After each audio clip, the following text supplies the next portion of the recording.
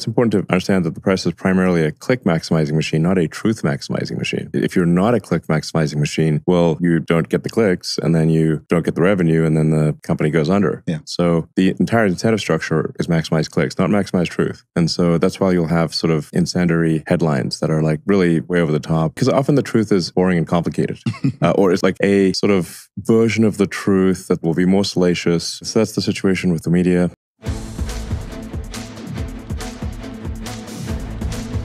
Black Myth Wukong sold 10 million copies in 3 days. That is amazing. MelonieMactivists want to weaponize this game as a statement against the quote woke Western developers. What they aren't telling you is that 8 million of these copies were sold in China. That's a big omission to casually leave out of the picture. That's exactly what propaganda is.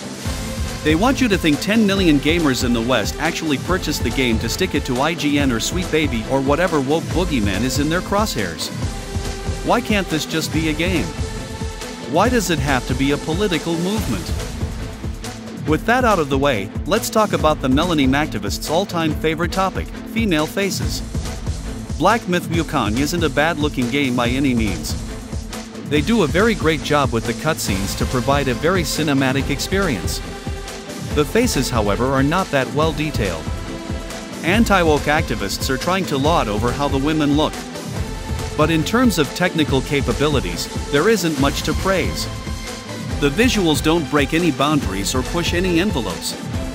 The MelonieMactivist bandwagon were very critical of games like Mortal Kombat 1 and Spider-Man 2 when they clearly have faces that look and move naturally, as if you're watching a live-action movie. The faces in Black Myth Wukong, male or female, are not as detailed as those from a game like Mortal Kombat 1. The faces aren't as expressive. You don't get unique facial expressions. The mouths stretch rather than move naturally. There's no network of working muscles and wrinkles. Violet Spider has wrinkles, but they're molded onto her model. Does this game have face capturing? I don't think so. If it does, it's very basic and isn't tied to animation in any way. But the game does do a good job to hide the lack of luster here. The use of light and shadow that are directed towards their faces and the camera distance are two examples of the game hindering this to make the game still look high quality. They made the most of what they had, rather than they should be ashamed for what they didn't have. But one thing is for certain. When I compare the characters to their face models, they look off. Violet Spider's nose, for instance, is a lot smaller than her model's nose. And her eyebrows are nearly an entirely different shape. The second sister, different eyebrows, different shaped face. Ping Ping, smaller eyes, smaller mouth. Now, this could be one of two things. Either the devs altered their faces because they didn't think the models were beautiful as is, or these faces were manually sculpted onto their character models with a designer, and it's not a perfect transition. I'm going to have to say it's the designer's limitations. And nearly every game is like this. There has never been that perfect one-to-one.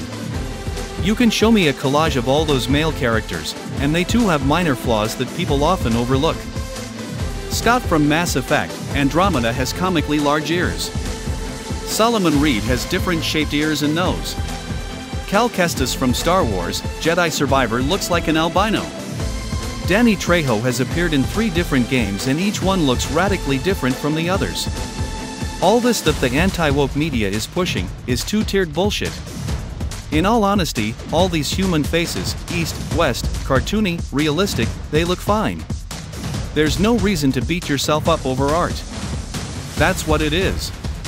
Art. It's never going to look better than real life. There will always be a setback or limitation that makes the character look slightly off compared to the real person. It's not wrong for AAA Western devs to want faces that look as natural as possible. Just as it's not wrong for Eastern developers to just stick with what they know how to do. Congrats to Game Science for their tremendous success nonetheless.